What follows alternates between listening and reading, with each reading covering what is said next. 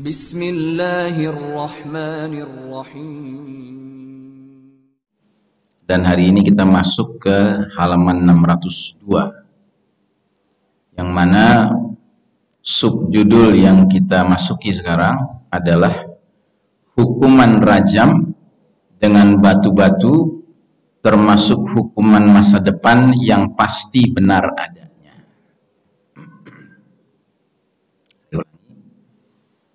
Hukuman rajam dengan batu-batu, termasuk hukuman masa depan yang pasti benar adanya. Tahu ya hukuman rajam, tahu ya? Jadi hukuman rajam ini kalau secara sudut pandang syariat hukum Allah, hukum Islam, dikenakan, diberlakukan kepada orang-orang yang melakukan perbuatan dosa zina. Caranya adalah si pelaku itu ditanam sampai perutnya ya, ke dalam bumi. Jadi yang muncul cuman dari pusar ke atas ya. Terus sekumpulan orang beriman melemparinya dengan batu ya. Dan batunya itu batu yang bukan besar-besar gitu, bukan ya. Batu-batu yang segenggaman tangan gitu. Dilempari, hukuman rajam. Dan menurut Syekh Al-Mubayyad, hukuman rajam ini ada yang dilakukan manusia, tetapi ada yang dalam bentuk perintah Allah terhadap alam. Sebagai contoh yang dialami oleh kaum Nabi Lut alaihissalam. Kaum Nabi Lut itu dihukum, diazab oleh Allah dengan cara Allah mengutus malaikatnya bertugas melaksanakan eksekusi hukumannya dengan cara aliyaha safilaha, dijungkir balikkan negerinya ya, sehingga orangnya berjatuhan, dan sambil berjatuhan satu sama lain menabrak gitu. Nah, tabrakan itu menyebabkan kematian. Tapi ada juga yang tidak bertabrakan. Nah, yang tidak bertabrakan ini sama Allah dihantam dengan hujan batu. Sijilin mandudin musawwamah. Batu-batu yang berjatuhan bertubi-tubi. Jadi hujannya hujan batu yang lebat. Bukan hujan batu yang gerimis, bukan ya kan? Tapi lebat. Dan batunya itu mandud. Mandud itu dari tanah liat yang panas. Dan musawwamah. Musawwamah itu artinya ada namanya. Masing-masing batu ada namanya. Barang siapa yang tertera namanya di batu itu, pasti akan terkena batu itu. Dan Allah tidak menyisakan satupun dari kaum Nabi Lut yang telah terlibat dalam fahisha yang melampaui batas, perbuatan keji yang melampaui batas, yaitu berhubungan kelamin dengan sesama jenis. Nah, jadi ini salah satu bentuk rajam, tapi rajamnya yang melakukan Allah langsung dengan memerintahkan malaikat, dengan mengerahkan batu-batu untuk menghabisi orang-orang yang berdosa. Nah, jadi menurut Syekh Mubayyad dengan subjudul ini, hukuman seperti ini sesuatu yang termasuk hukuman masa depan yang pasti benar adanya, yang bakal terjadi, terulang kembali begitu. Bahwa sekarang belum terjadi bukan berarti nggak akan terjadi, dia akan terjadi, akan terulang kembali. Kemudian ayat yang diangkat oleh Syekh Mubayyad adalah surat Al-An'am ayat 65.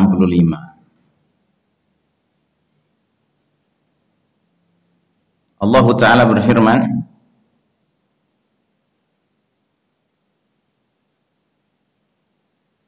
Qul huwal qadiru ala ayyab'atha alaikum azaban min dunikum aw min tahti arjulikum aw yalbisakum syi'a'aw wa yaziqa ba'dakum ba'sa ba'd Unzur kaifa nusarriful ayati la'allahum yafqahun.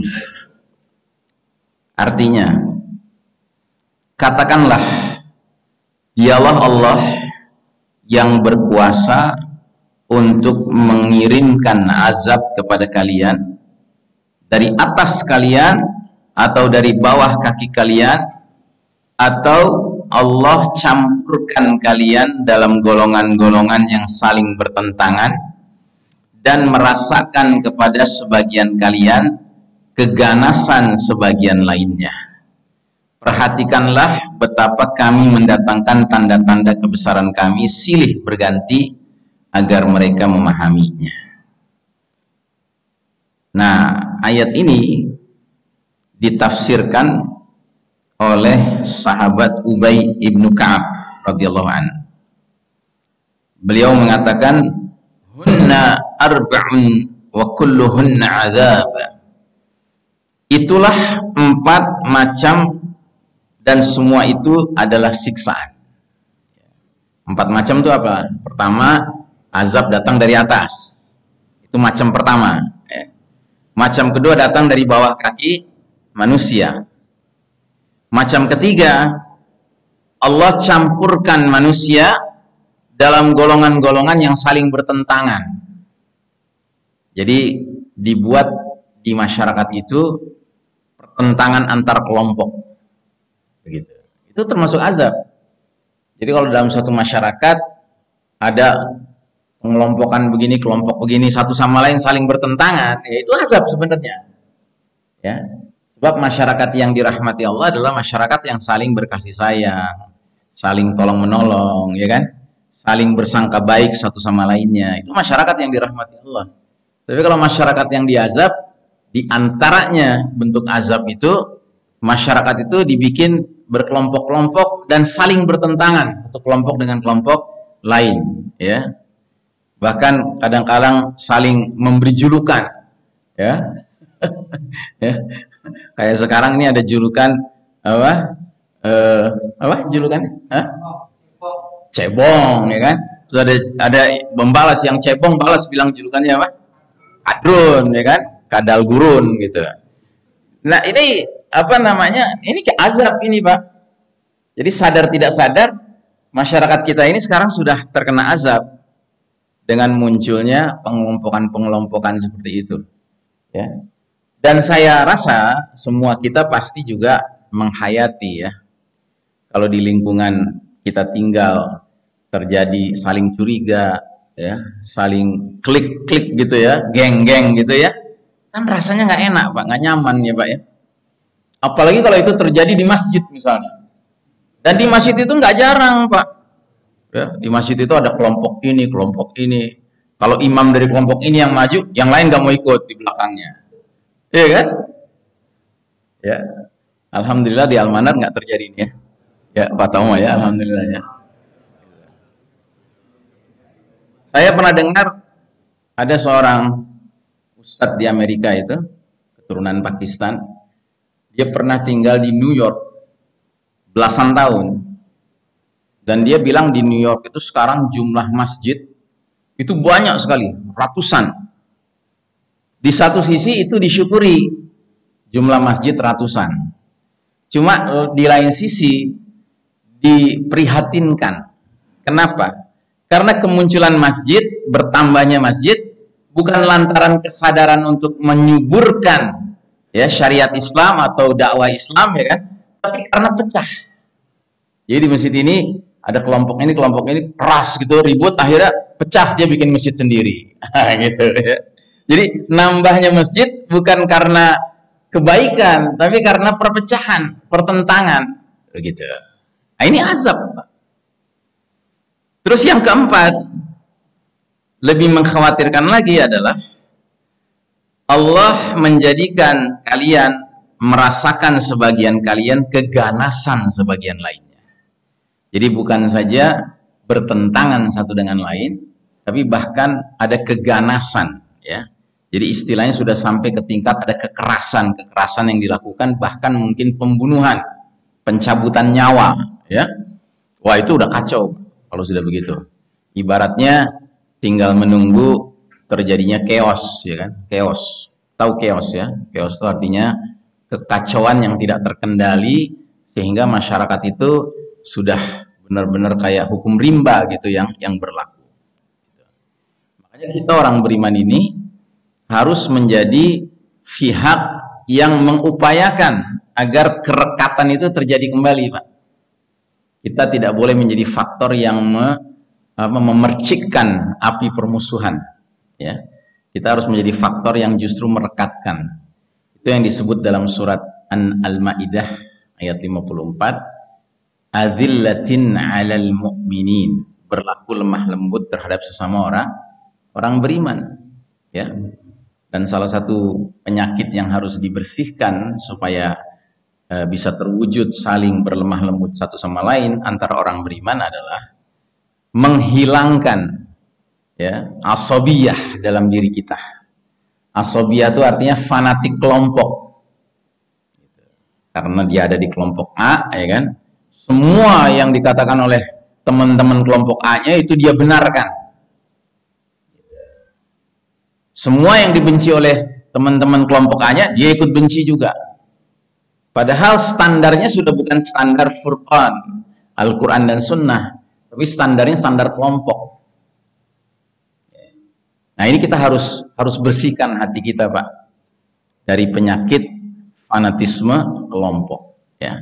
Nggak apa-apa berkelompok tuh nggak masalah, tapi kalau sudah muncul fanatisme, ini yang menyebabkan terjadinya pertentangan antar kelompok, ya. Nah, jadi kata Ubay bin Ka'ab, hunna arba'un wa kulluhunna 'adzab. Itulah 4 macam dan semua itu termasuk siksaan. Wa kulluhunna waqi'un la mahalah. Semuanya pasti terjadi, tidak bisa tidak. Famadat isnatani ba'da wafatin Nabi sallallahu alaihi wasallam bi 50 wa 20 sanah. Sudah lewat 2 hal sesudah wafatnya Nabi Muhammad SAW selama 25 tahun. Ya. Fa'ulbisu syi'an. Lantas kalian diterpa keadaan saling bermusuhan satu sama lain. Wa dzaqa ba'duhum ba'sa ba'd. Dan mereka merasakan kezaliman sebagian yang lainnya.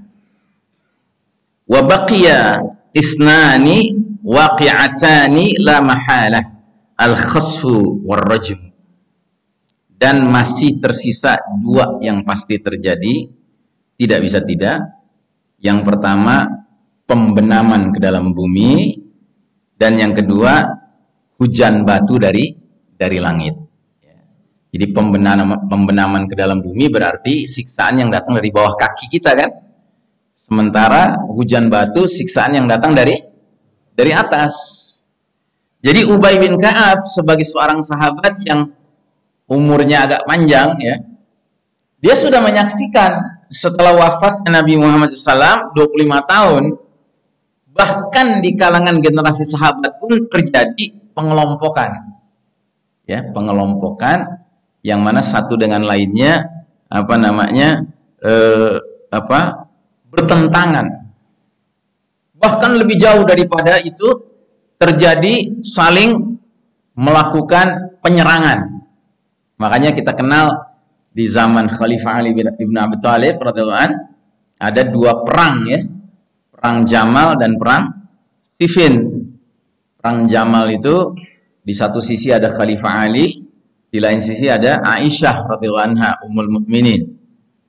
Sedangkan perang Siffin di satu sisi ada Khalifah Ali bin Abi Thalib radhiyallahu an, di lain sisi ada sahabat Muawiyah radhiyallahu an. Tahu, ya? Tahu kan kisah ini? Kita sebagai orang beriman harus meyakini bahwa kisah ini, kejadian ini sudah terjadi, benar terjadinya, Pak. Tapi yang harus kita jaga adalah jangan kemudian hati kita menjadi rusak mensikapi sahabat manapun, ya. Karena Allah Ta'ala telah mengabadikan semua sahabat dengan julukan radhiyallahu anhum ajma'in. Semoga Allah meridhai semuanya tanpa tanpa kecuali. Paham ya Pak? Sebab kalau kita salah sikap, hati kita condong kepada kelompok tertentu dari kalangan para sahabat, sementara hati kita mencela kelompok yang lain, ya kan? Yang terjadi adalah kita sendiri berdosa. Sebab para sahabat itu semuanya harus kita doakan radhiyallahu anhum ajmain. Jangankan kita, Allah saja sudah mengabadikan sebagai Allah meridhai mereka semua tanpa kecuali. Makanya yang perlu ditanya selanjutnya adalah kenapa itu bisa terjadi? Ya. Nah, makanya di buku ini, di kitab Syekh Mubayyad, ketika membahas tentang zaman pertentangan internal para sahabat setelah wafatnya Nabi selama 25 tahun berikutnya itu, ya, Syekh Mubayyad itu berusaha meletakkan permasalahan pada tempatnya secara adil, Pak. Termasuk kalau Anda ingin tahu tentang hal ini yang lebih detail lagi, Anda bisa baca ada buku judulnya Khilafah dan Kerajaan, karya ulama dari Pakistan namanya Abul A'la Al-Maududi. Di dalam buku itu Abul A'la Al-Maududi dengan sangat bagus sekali, dengan sangat adil, ya, meletakkan permasalahannya. Kenapa Ali bin Abi Thalib ambil sikap begini? Kenapa Aisyah ambil sikap begini? Kenapa Muawiyah mengambil sikap seperti ini? Ya kan? Dan ujungnya diingatkan oleh Abul A'la Al-Maududi, kita selaku generasi belakangan yang nggak ketemu Nabi, nggak ketemu para sahabat, hendaknya jangan merasa lebih pintar dari para sahabat. Hendaknya kita selalu meletakkan diri kita pada posisi yang semestinya, yaitu menghormati semua sahabat tanpa kecuali. Jadi kalau istilah Syekh Mubayyad, baik perang Jamal, baik perang Siffin, itu terjadi lebih karena perbedaan berijtihad, bukan karena permusuhan, tapi perbedaan berijtihad. Ali bin Abi Thalib radhiyallahu anhu sebagai khalifah, ijtihadnya adalah tunda dulu urusan pengadilan para pelaku pembunuhan Utsman bin Affan, tetapi utamakan persatuan umat. Jaga dulu persatuan umat. Dia sebagai khalifah, dia punya kewajiban menjaga kesatuan umat. Sementara Aisyah dan Zubair dan Tolhah, ya kan, mereka itu merasa geram sekali dengan pembunuhan Utsman bin Affan, sehingga yang mereka minta kepada khalifah adalah segera adili mereka-mereka yang telah membunuh secara keji Utsman bin Affan radhiyallahu anhu. Jadi dua-duanya punya alasan yang kuat, Pak. Ijtihadnya tuh bukan ijtihad ecek-ecek gitu ya, ijtihad orang yang mengerti memang, tafaqquh fid din. Nah, tapi sudah barang tentu pada akhirnya yang semestinya ya dijunjung tinggi adalah ijtihad pihak yang punya otoritas. Ya. Siapa itu? Khalifah Ali bin Abi Thalib radhiyallahu anhu. Ya. Cuma tetap kita harus menghormati Aisyah dengan ijtihadnya, Talha dengan ijtihadnya, Zubair dengan ijtihadnya. Begitu juga dengan Muawiyah dalam perang Siffin. Ya, kita harus menghormati Muawiyah yang juga kurang lebih sama, tuntutannya sama, meminta supaya khalifah menyegerakan pengadilan terhadap pembunuhan Utsman. Apalagi Muawiyah punya hubungan kerabat dengan Utsman bin Affan. Begitu, ya. Nah, sampai Syekh Mubayyad mengatakan lain halnya dengan pertentangan-pertentangan, konflik-konflik, bahkan perang-perang antara kaum muslimin sesudah generasi para sahabat. Seringkali pertentangan yang terjadi antar kaum muslimin setelah lewat era para sahabat itu pertentangan yang sudah kaitannya dengan kepentingan duniawi, Pak. Gitu. Tapi kalau para sahabat mereka bersih dari kepentingan duniawi, mereka semua punya pertimbangan syar'i dalam ya bersikap, dalam mengambil keputusan. Ya.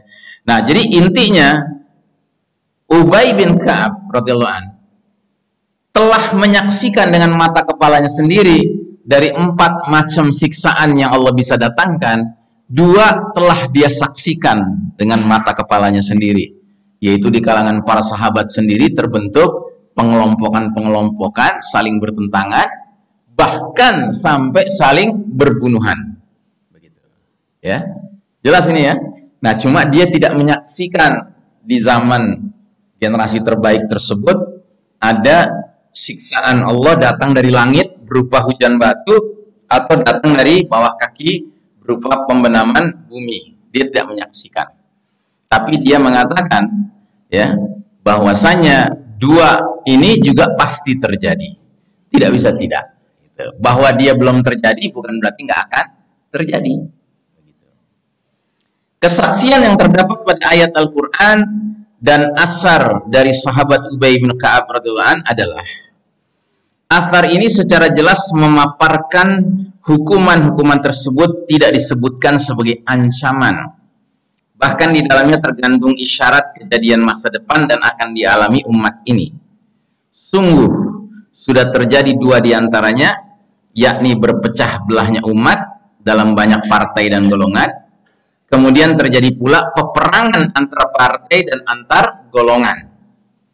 Dan tersisa dua lagi, yakni pelemparan batu dari langit atau hujan batu dari langit, bisa jadi dengan kerikil atau bisa pula dengan rekahan langit. Rekahan langit itu artinya bongkahan-bongkahan besar, Pak, meteor ya, contohnya.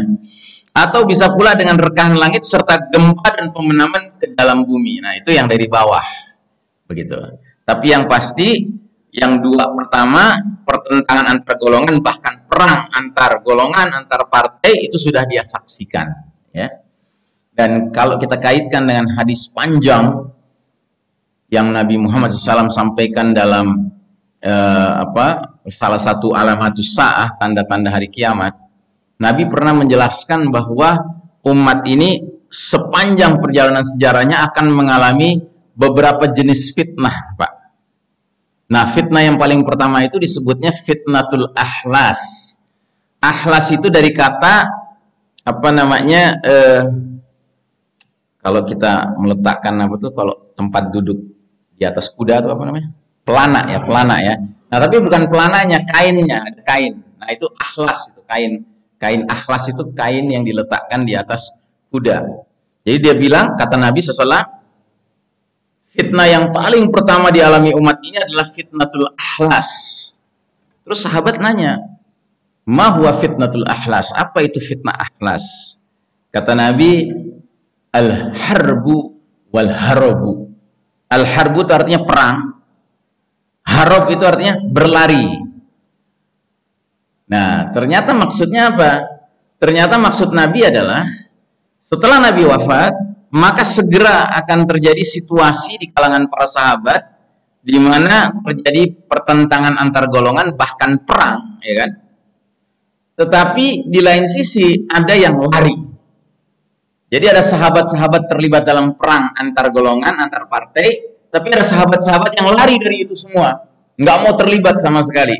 Dan memang kenyataannya begitu, Pak.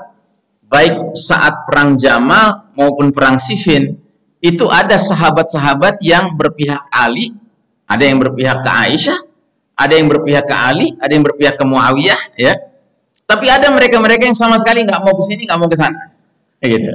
Nah, jadi fitnah ahlas itu fitnah al-harbu, perang, dan fitnah al-harbu, harbu itu lari. Ya, contohnya yang lari itu adalah Abdullah bin Umar. Abdullah bin Umar ini anaknya Umar bin Khattab. Abdullah bin Umar sama sekali nggak mau terlibat. Ya. Ada contoh lain lagi, Usama bin Zaid radhiyallahu an. Apalagi Usama bin Zaid ini waktu Nabi masih hidup pernah mengalami pengalaman yang sangat pahit, di mana beliau waktu itu masih muda sekali. Usama bin Zaid ikut perang bersama Nabi SAW melawan orang-orang kafir.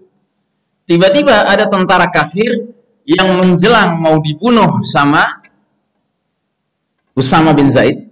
Tiba-tiba orang kafir ini berteriak, la ilaha illallah. Ya. Sama Usama bin Zaid, tetap dia lempar tombaknya, mati orang itu. Nah, ketika dilaporkan berita ini kepada Nabi, Nabi menegur dengan keras ya Usama bin Zaid. Ya kan? Aku ini diutus untuk memerangi manusia sampai mereka mengucapkan la ilaha illallah.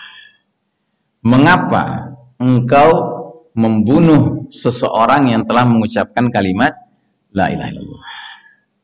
Dijawab oleh Usama, ya Rasulullah, dia mengucapkan itu hanya helah. Tahu helah? cuman ini aja cari selamat. Dia berlindung di balik la ilaha illallah supaya nggak dibunuh. Gitu. Sama Nabi justru lebih keras lagi, Nabi mengatakan, wahai Usama, apakah engkau telah belah dadanya? Jadi artinya, kamu tahu dari mana bahwa dia mengucapkan itu sekedar untuk melindungi diri, cari selamat, siasat gitu ya. Sampai Nabi nanyanya lebih dari sekali, apakah kau telah belah dadanya? Sehingga kau tahu pasti bahwa dia sebenarnya cuman berhelah saja. Sehingga kata Usama bin Zaid dalam hadis itu, ketika Nabi berkata seperti itu, aku merasa seperti diriku tidak pernah masuk Islam. Artinya merasa bersalah sekali, dia menyesal sekali. Nah, karena kejadian itu, ketika di zaman Khalifah Ali bin Abi Thalib terjadi perang Jamal melawan Aisyah dan kawan-kawan, perang Siffin melawan Muawiyah dan kawan-kawannya Muawiyah, ya, maka Usama bin Zaid sama sekali nggak mau terlibat. Dia sudah menyesal pernah membunuh orang yang mengucapkan 2 kalimat syahadat. Dia tidak ingin itu terulang kembali.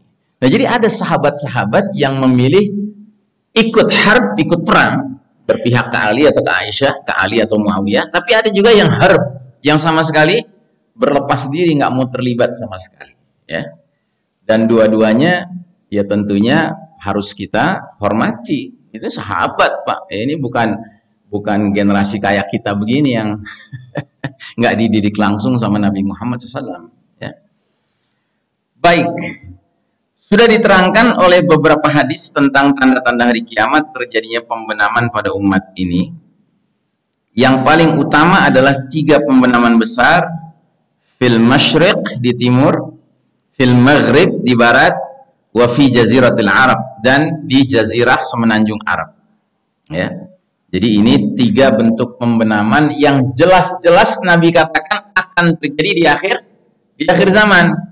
Dan ini 3-tiganya termasuk min asyratis sa'a, min alamatil kubra, termasuk 3 tanda-tanda besar kiamat ya Pak. Bukan alamatis sugra, bukan tanda-tanda kecil, tapi tanda-tanda besar yang jumlahnya 10 itu Pak. Masih ingat ya? Yang menyangkut Dajjal, turunnya Isa alaihissalam, terbitnya matahari dari barat, ya, dan seterusnya. Nah, ada 3 pembenaman bumi, 1 di timur, 1 di barat, 1 di Jazirah Arab. Jadi pasti Pak ini akan terjadi. Bukan sesuatu yang masih duga-duga saja, tidak, dia pasti. Berarti nanti akan ada siksaan datang dari bawah kaki manusia. Begitu, ya. Jadwalnya kapan? Wallahu a'lam bishawab. Tapi yang pasti Nabi sudah menyebutkannya sebagai min alamati al-kubra, di antara asyra, ya, as-sa'ah, 10 tanda-tanda besar kiamat. Adapun tentang kerikil atau potongan langit, maka dalil yang terdapat pada asar tersebut menunjukkan bahwa itu pasti terjadi, tidak bisa tidak. Penunjukan dan pola kalimat pada ayat ini mengukuhkan pertalian erat antara 2 tanda hari kiamat tersebut, dan mungkin juga pembenaman ke dalam tanah itu, ke dalam bumi itu merupakan salah satu dampak dari jatuhnya rekahan dari langit. Jadi bahkan Syekh Mubayyad punya dugaan kuat, pembenaman bumi di timur, di barat, di Jazirah Arab justru ada kaitannya dengan jatuhnya hujan batu, dan khususnya bukan kerikil, bukan batu-batu kecil, tetapi rekahan-rekahan, bongkahan-bongkahan besar, meteor misalnya begitu. Ya, itu yang justru menyebabkan dunia ini goncang, ya, karena besarnya meteor dan kencangnya larinya, kecepatannya, ukurannya besar, sehingga menyebabkan bahkan bumi itu bergoncang. Dan mungkin akan ada bumi-bumi tertentu yang mengalami pembenahan. Yaitu sepenuhnya hak Allah untuk membuat skenario seperti itu. Baik, kemudian ada ayat lagi yang dikutip oleh Syekh Mubayyad, yaitu surah Saba, surah 34. Ayatnya ayat ke-9.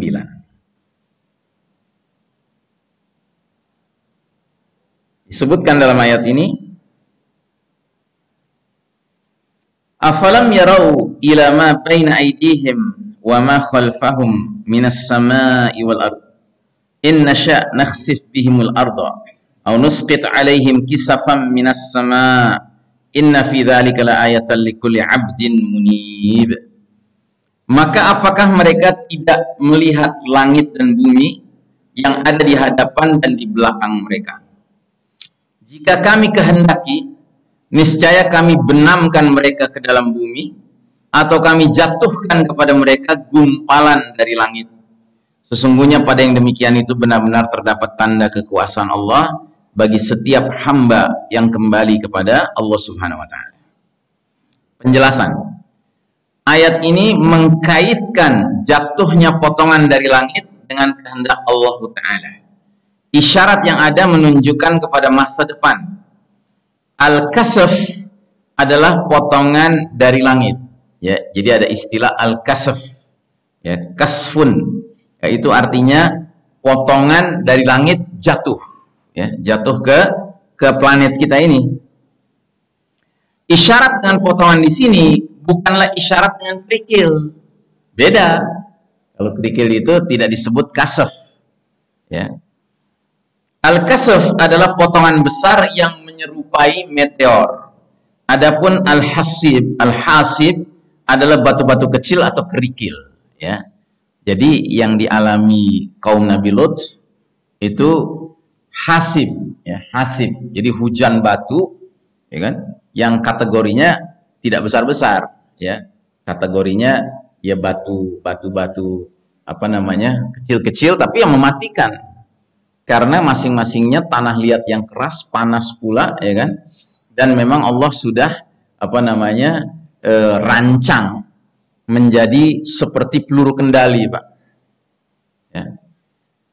Baru-baru ini saya mendapat satu info yang nggak sangka saya, info ini ada, ya. Jadi katanya sekarang, Pak, ada teknologi canggih di mana peluru itu diarahkan kemana saja. Tapi kalau sudah dimaksudkan, dirancang untuk mengenai seseorang, ya kan, dimanapun orang itu berada, itu peluru akan nyari orang itu. Gitu. Pernah dengar, Pak, itu? Jadi nggak peduli nembak kemana, tapi asalkan itu sudah dirancang untuk mengejar Pak Tomo misalnya gitu, ya. Maka dimanapun Pak Tomo ada, akan dicari itu sama peluru itu. Menurut Anda itu mungkin tidak? Kalau menurut saya, jika ini benar, ini semakin membuat kita harus khawatir dengan apa yang sekarang dikenal dengan konsep biometric ID. Pernah dengar istilah biometric ID, Pak? Jadi masing-masing kita ini akan punya identitas pengenal kita berupa chip yang dimasukkan ke dalam tubuh kita, Pak. Sehingga nanti nggak perlu kasih lihat KTP, cukup lewat pintu pemeriksaan tuh tangannya aja gini, track, nah gitu, di tangannya itu sudah ada chip tentang diri kita, biometric ID. Nah, dikhawatirkan justru biometric ID ini adalah sarana surveillance. Surveillance itu artinya pemantauan, Pak. Pak Tomo hari ini di mana? Jam segini ada di mana? Jam segini ada di mana? Nah, ini kan mengerikan, Pak. Karena dia terbuat dari bahan logam. Yang bahan ini menyebabkan orang itu udah kayak HP, Pak. Kita kayak HP. Kita ini udah kayak HP. Kita nggak perlu bawa HP lagi, kita sendiri sudah jadi HP. Sehingga kemanapun kita pergi bisa dipantau. Kayak HP kita ini kan sebenarnya ini alat pantau kita, Pak, sekarang, Pak. Mungkin Anda nggak sadar, ya, kalau Anda buka YouTube atau apa gitu, ya, terus tiba-tiba iklan muncul. Nah, itu seringkali iklan yang muncul tuh yang memang Anda sukai iklannya. Kenapa bisa begitu? Karena sesungguhnya data tentang diri Anda dan kesukaan Anda itu apa sudah masuk sama mereka. Bahkan ada istilah feeding itu apa yang ditawarkan gitu, ya. Anda akan ditawarkan YouTube macam mana yang Anda ingin tonton sesuai dengan selera Anda, gitu. Kenapa kok bisa gitu? Kok dia tahu? Karena semua data kita sudah masuk. Makanya Ada yang berpendapat kalau mau menjalankan hadis Nabi tentang uzlah, uzlah itu apa? Tinggal di gunung gitu ya kan. Nabi pernah bilang kan, yushiku, hampir-hampir tiba masanya harta yang paling berharga orang beriman adalah hewan ternak yang dia bawa pergi ke gunung, tempat turunnya hujan, dalam rangka memelihara dinnya dari fitnah. Nah, kalau Anda mau berpikir seperti itu, carilah wilayah di gunung itu yang nggak ada BTS-nya, Pak. Kalau ada BTS-nya, ya kan, ada 5G-nya, ya sama saja Anda menyerahkan leher Anda. Gitu. Karena sama saja Anda akan terpantau. Kalau mau cari itu yang benar-benar masih natural. Gitu. Dan Anda jangan pakai lagi HP. Supaya Anda benar-benar tidak bisa dipantau, tidak bisa dideteksi keberadaan Anda di mana. Nah, jadi kembali ke masalah peluru yang bisa nyari alamat itu sendiri, Pak. Ya mudah sekali kan? Ya, kita ini sudah mengandung logam yang menyebabkan kita gampang dideteksi di mana, ya kan?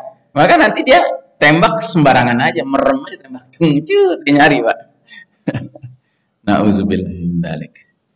Makanya hati-hati dengan proyek Njus, Pak. Jangan-jangan Njus itu memasukkan apa namanya, logam-logam kecil-kecil. Karena sekarang ada istilah nanobot, Pak. Nanobot tuh robot yang ukurannya nano. Nano tuh kecil sekali, Pak. Orang suka bilang, mana mungkin lewat cairan suntikan terus bisa masuk ini. Oh, mungkin, Pak. Mungkin sekali sekarang ini. Ya, teknologi itu sudah sedemikian apa mengerikannya sehingga memang dimaksudkan begitu, Pak. Ya, ini yang mimpin dunia sekarang, Pak. Abadat taghut, Pak, hamba-hambanya syaitan. Ya, bukan hamba Allah. Dan hamba syaitan itu pasti logikanya logika apa? Logika syaitan. Dan logika syaitan paling suka mencelakakan Bani Adam. Membunuhnya, menyesatkannya, memurtadkannya, ya kan? Itu logikanya syaitan, Pak. Tidak mungkin syaitan itu punya logika ingin menyelamatkan manusia. Ya, ingin mengajak ke surga. Nggak mungkin, Pak. Allah sudah bilang kok, inna syaitana lakum aduun, sesungguhnya syaitan bagi kalian musuh, fattakhiduhu aduwa, maka perlakukan syaitan sebagai musuh. Innama yad'u hizbahu liyakunu min ashabis sa'ir, sesungguhnya syaitan itu hanya mengajak hizibnya, partainya, kelompoknya, golongannya untuk menjadi penghuni neraka yang menyala-nyala. Nggak pernah ada syaitan mengajak kita ke surga, nggak ada, Pak. Syaitan itu sudah tahu nasib dia ujungnya di neraka. Karenanya dia ingin orang rame-rame bersama dia nanti. Begitu, ya. Nah, yang mimpin dunia sekarang Hizbus Syaitan, partainya syaitan, Pak, yang mimpin dunia sekarang. Terus kita polos-polos aja gitu kan. Bahkan bangga, wah canggih nih teknologinya nih. Ya kan, saya juga mau pakai tangan doang, cek bisa masuk ke apa namanya airport gitu kan. Malah bangga gitu loh, Pak. Orang mestinya kita khawatir, Pak. Karena ini berarti mengarah kepada pembentukan transhuman.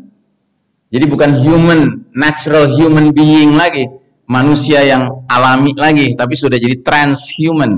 Transhuman itu artinya manusia sudah ditransformasi, ya, karena sudah bersatu padu dalam dirinya teknologi canggih. Padahal itu menyebabkan dirinya menjadi lebih rentan, Pak. Ya, lebih rentan untuk diatur, untuk dimatikan kapan disukai sama si pemegang kontrolnya, Pak. Gitu. Namanya elit global, Pak.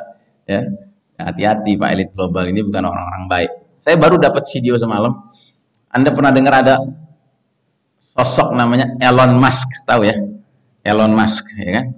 Kan dia dikenal sebagai seorang yang masih muda, kaya raya, ya. Istilahnya sudah bukan rich lagi, Pak. Crazy rich, kaya raya. Dan dia dikenal cerdas, kan begitu? Dikenalnya cerdas. Dia dikenal sebagai pembuat inovasi mobil elektrik, ya kan? Apa mereknya? Tesla, ya. Tesla, ya kan? Nah, ternyata ya, ini adalah manipulasi. Pembuat Tesla itu bukan Elon Musk. Ada dua orang, ya, yang mana mereka ini yang membuat pertama kali mobil elektrik ini. Terus Elon Musk masuk ke dalam perusahaan itu, terus memperbesar saham sampai menyingkirkan mereka. Terus akhirnya bikin sejarah ulang Tesla seolah-olah bikinannya Elon Musk. Jahat ini Pak, jahat Pak. Ya, makanya diistilahkannya sebagai fake genius. Jadi genius yang fake, yang palsu. Sama kayak Bill Gates itu fake filantropis. Ya, tahu filantropis?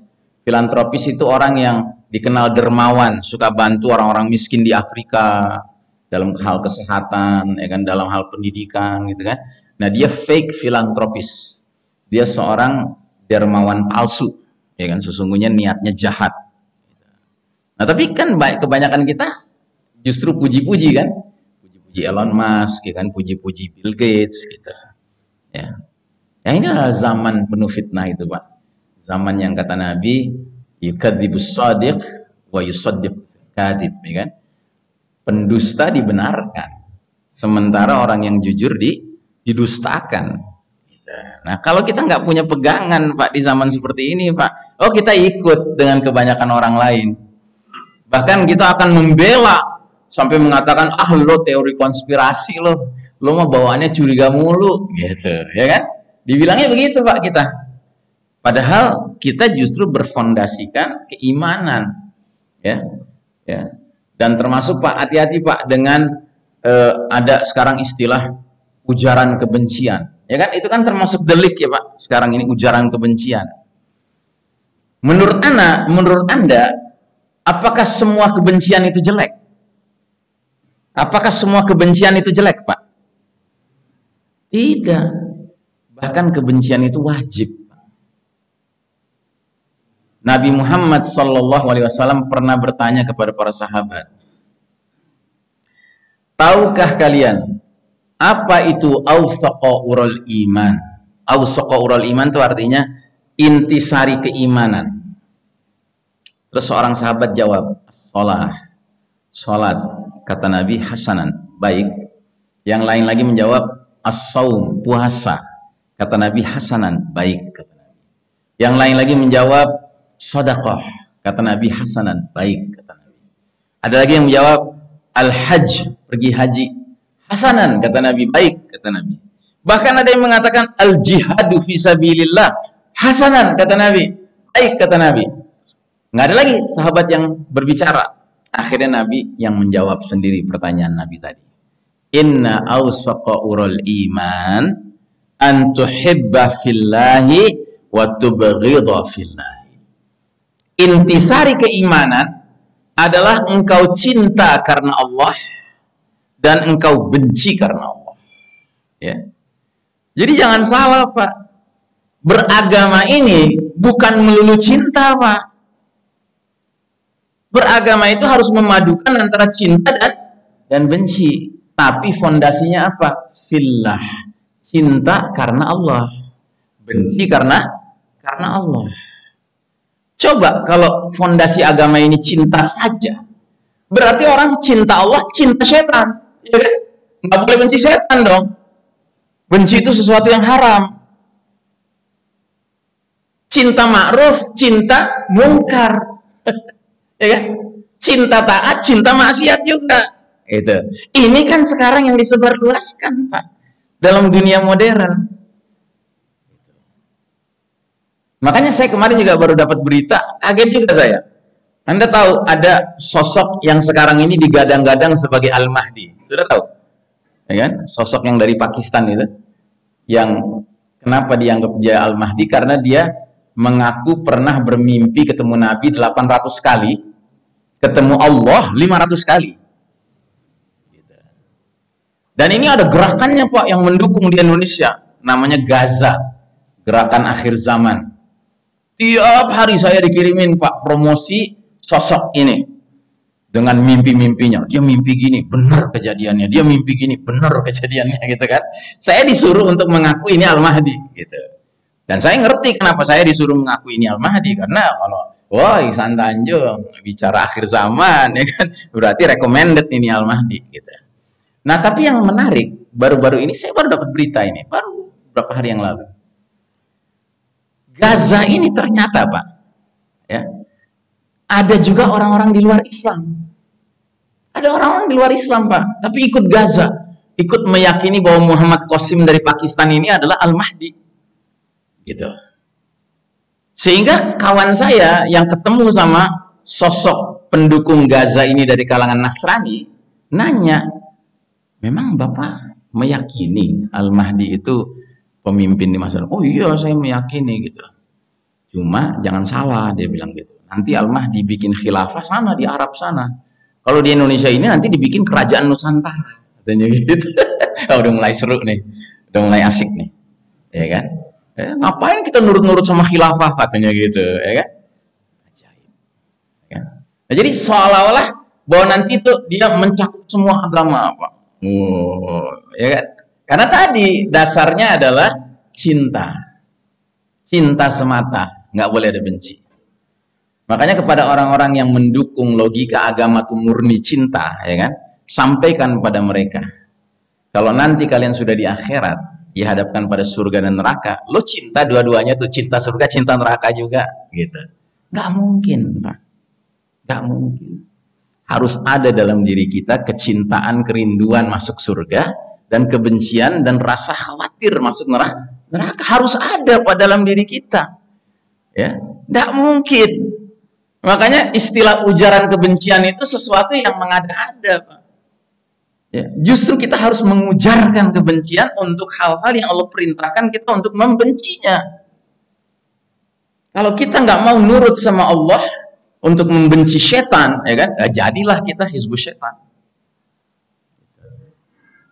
Jelas ya Pak sampai sini ya. Ini penting sekali Pak, karena hari ini kita banyak ditipu, ya.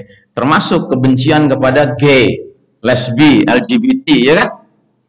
Sekarang dalihnya apa? Dalihnya hak asasi manusia. Terserah dong orang mau cinta siapapun, ya, mau cinta sesama laki-laki silakan, gitu. Ya kan? Nggak boleh, nggak boleh. Benci itu nggak boleh. Ajaib. Ajaib. Padahal secara hal-hal yang kecil-kecil saja misalnya. Apa iya orang kalau ditawarkan makanan apa saja pasti doyan? Kan tidak. Ada selera kan? Ada selera. Dan ini nggak ada kaitan dengan iman Pak. Nggak ada kaitan. Ada orang doyan pete, ada orang benci pete. Kan? Ada orang doyan jengkol, ada orang yang melihat jengkol aja udah kan gitu. Ya kan? Kenapa? Ya karena itu manusia. Kita ini manusia. Nah, sama Nabi diingatkan, intisari beriman ini bukan semata-mata cinta sembarang cinta, bukan semata-mata benci sembarang benci, tetapi al-hubbu fillah wal bugdu fillah. Cinta karena Allah, benci juga karena Allah. Baik, saudara rahimakumullah, kita lanjutkan.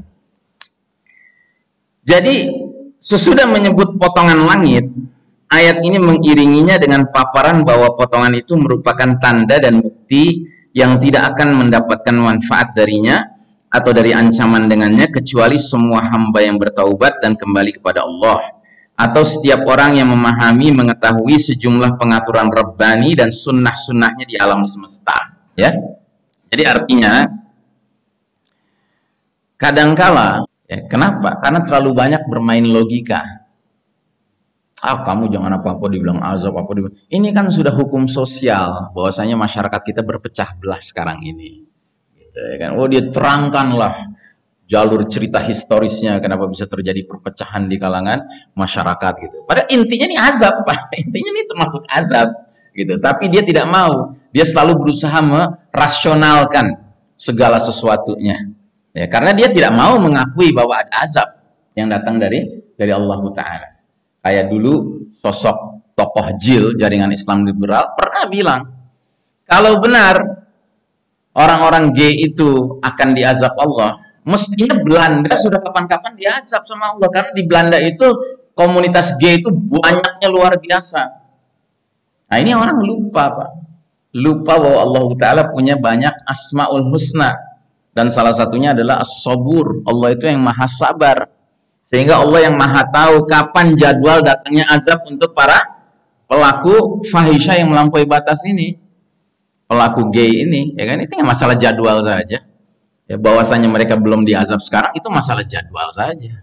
Bukan karena Allah lalai, bukan karena Allah tidak akan mengazab, tidak, akan diazab. Dan kalaupun tidak sampai akhir hayatnya, ya di akhirat udah nunggu itu azab. Nah, disitulah pentingnya kita mengimani akhirat, Pak. Ya, makanya di dalam Al-Quran, iman pada Allah dengan iman pada hari akhir itu seringkali nyatu, Pak. Karena nggak ada iman pada Allah tanpa mengimani akhirat. Baik. Dari Ibnu Umar radhiyallahu anhuma, Rasulullah SAW bersabda, yakunu fi hadhil ummati aw fi ummati asyakku minhu khasfun aw maskhun aw qadhfun fi ahlil qadar. Akan terjadi pada umat ini atau pada umatku pembenaman ke dalam bumi, pengubahan bentuk fisik atau hujan batu di kalangan orang-orang qadariyah. Pada riwayat lain, baina yaday sa'ati maskhun wa khasfun wa qadhfun. Menjelang hari kiamat akan ada pengubahan bentuk lahiriah maupun batiniah, penenggelaman ke dalam bumi dan hujan batu. Di riwayat yang lain, yakunu fi akhiri ummati khasfun wa maskhun wa qadhfun. Akan terjadi pada akhir umatku pembenaman ke dalam tanah, ke dalam bumi, pengubahan bentuk manusia dan hujan batu. Nah, ini yang saya khawatir, Pak. Pembenaman ke dalam bumi sudah kita bicarakan tadi. Ya, hujan batu sudah kita bicarakan tadi. Nah, yang jadi pertanyaan maskhun, ya, perubahan bentuk, Pak. Ya, nah saya khawatir perubahan bentuk ini yang justru sekarang sedang rame-ramenya diproses, yang dikenal dengan ya target melahirkan transhuman tadi, Pak. Transhuman. Dan ini salah satu sarananya adalah pemberian cairan-cairan ke dalam tubuh manusia yang merubah mRNA-nya manusia. Itu akan menimbulkan perubahan pada tubuh manusia. Ya. Makanya sekali lagi kami ingatkan, ya, memang kita ini hidup di era yang sangat sulit sekali, Pak.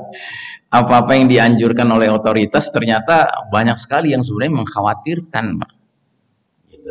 Tapi karena ya gitulah, kita kan udah otoritas yang ngomong gitu, udah pastilah taken for granted gitu, dijamin kebaikannya kan gitu. Gimana kita bisa jamin kebaikannya kalau otoritasnya tidak pernah menjadikan Quran dan Sunnah sebagai panduan kehidupan? Ya. Makanya saya berulang kali selalu mengingatkan, ulil amri minkum itu enggak semata-mata yang jadi penguasa, tidak. Tapi syaratnya dua, dia harus minkum dari kalangan kalian, orang beriman, satu. Terus yang kedua syaratnya apa? Fa in tanaza'tum fi syai'in farudduhu ilallahi war rasuli in kuntum tu'minuna billahi wal yaumil akhir. Bila mana terjadi persengketaan di antara kalian, ya, dia mengembalikan urusan pada Allah dan Rasulnya, Quran dan Sunnah, jika kalian benar-benar iman pada Allah dan hari akhir. Jadi ulil amri minkum itu syaratnya dua, Pak. Satu, muslim, beriman. Kedua, nggak mau nengok kemanapun dalam menyelesaikan persoalan kecuali kepada Quran dan Sunnah. Jelas ya, Pak? Ini harus jelas, Pak. Harus duduk, Pak, dalam keyakinan kita. Kalau nggak selamat kita, Pak. Sebab Nabi udah bilang, taraktu amraini lan tadillu abadan in tamassaktum bihima kitabullah wa sunnati. Tinggalkan kalian dua pusaka warisan suci yang kalian nggak akan sesat selama-lamanya sekali lagi kalian berpegang kepadanya, yaitu kitabullah, Al-Quran dan Sunnahku. Itu berlaku kepada diri kita masing-masing dan berlaku kepada siapapun yang jadi pemimpin. Kalau dia memenuhi kriteria itu, ya kan, kita wajib taat. Tapi kalau nggak, maaf, Pak, emangnya janji kita, kontrak kita hidup mati dengan dia, kan nggak dengan Allah. Janji hidup mati kita dengan Allah. Inna sholati wa nusuki wa mahyaya wa mamati lillahi rabbil alamin. Bukan kepada yang lain. Salatku, segala tata cara ibadahku yang lainnya, hidupku, matiku, semuanya untuk Allah Ta'ala. Ya. Makanya di akhirat nanti akan ada penghuni neraka yang nyesel. Ya laitana ata'na Allah wa ata'na Rasul. Aduh, tahu gini dulu di dunia aku taat pada Allah, aku taat pada Rasul. Rabbana inna ata'na sadatana wa kubara'ana fa'adalluna sabila. Ya Rabb kami, dulu kami taat pada pembesar-pembesar kami, pemuka-pemuka agama kami. Ternyata mereka menyesatkan kami dari jalan yang benar. Rabbana atihim dhi'faini minal adzabi wal'anhum la'nan kabira. Ya Rabb, kami timpakan pada mereka mantan pembesar kami, mantan pemuka agama kami, azab 2 kali lipat dari yang kami terima, dan kutuklah mereka dengan kutukan yang besar. Jadi nggak ada ceritanya, Pak. Ya udah kita taat aja. Kalau emang salah dosa ya dia aja yang nanggung nanti. Nggak ada ceritanya begitu, Pak. Dia nanggung, kita juga nanggung. Kenapa kita nanggung? Karena kita bodoh, mau ikut aja.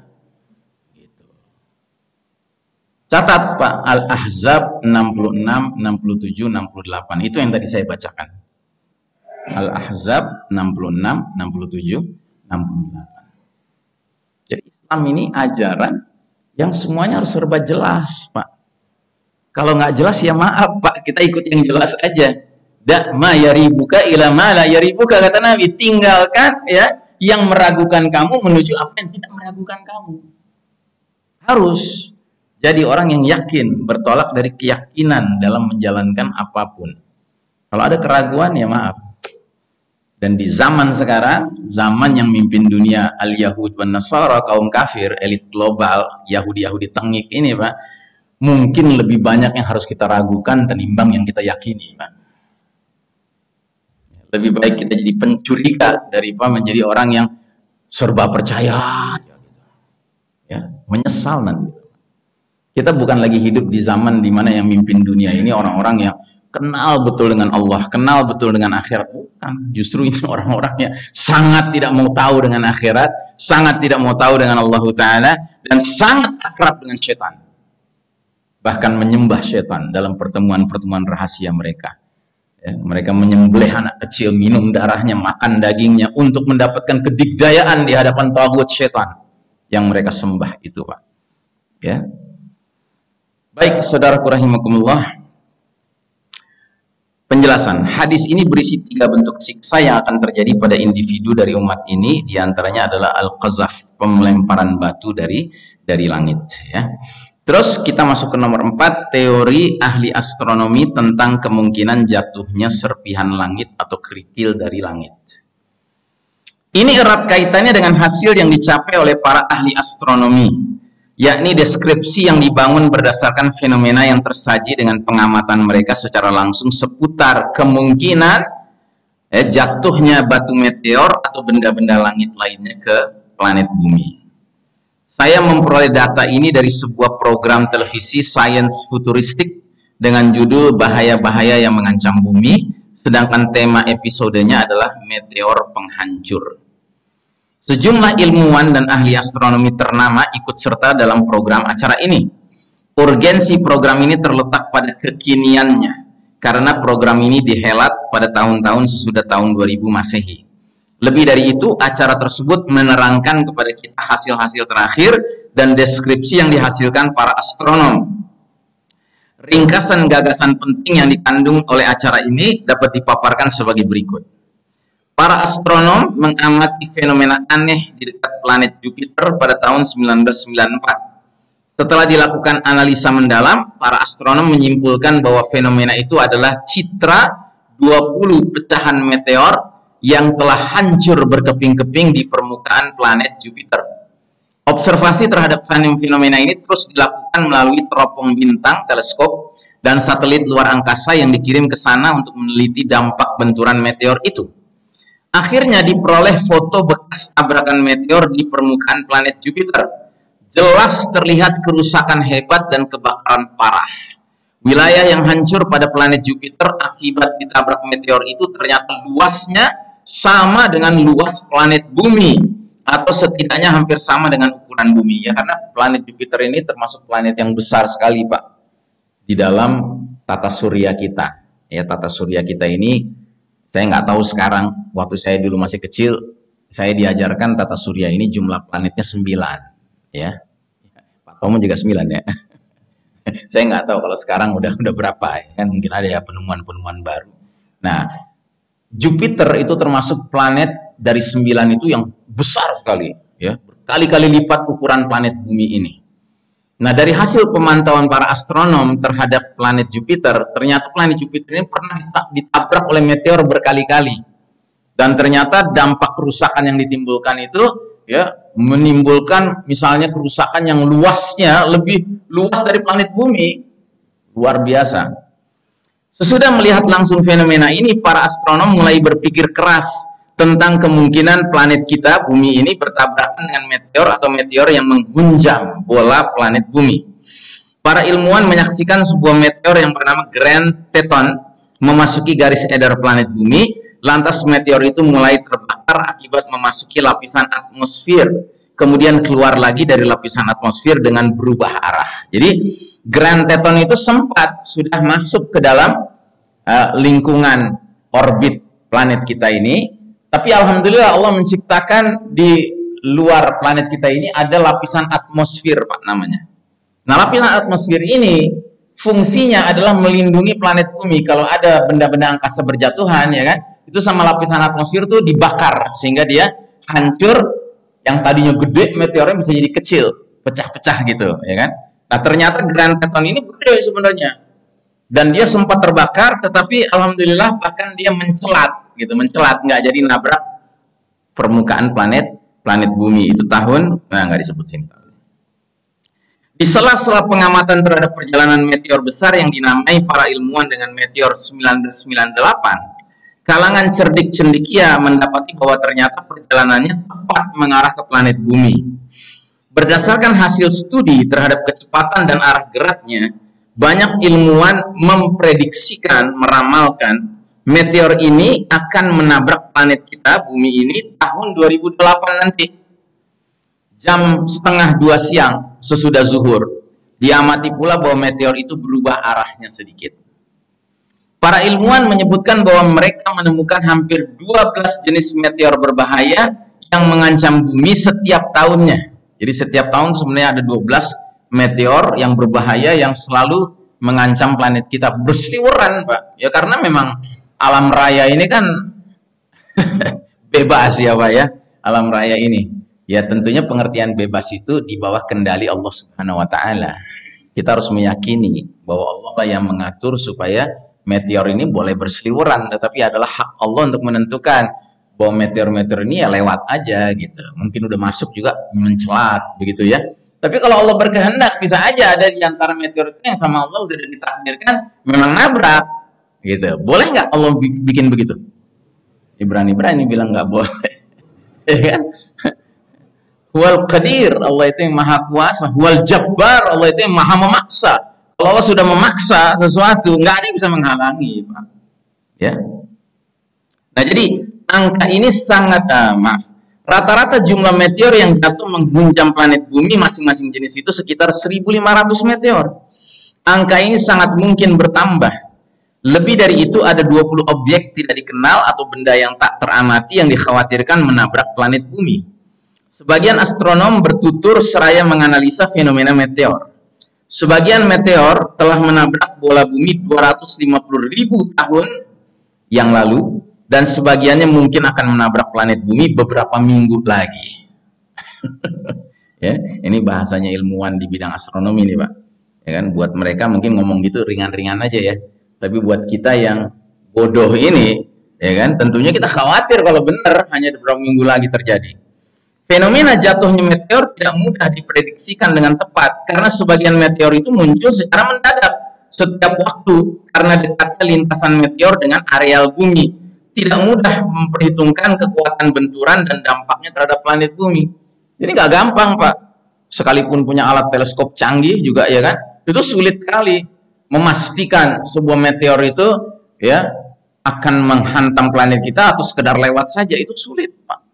Sekalipun sudah kelihatan dengan alat teleskop itu, tapi karena jaraknya yang begitu jauh sebenarnya, kecepatannya nggak bisa diperkirakan, ya kan, dan sudutnya kemana, gitu kan, itu menyebabkan para astronom juga seringkali berspekulasi dan seringkali dikagetkan dengan meteor-meteor yang udah agak dekat, ternyata arahnya mengarah ke kita.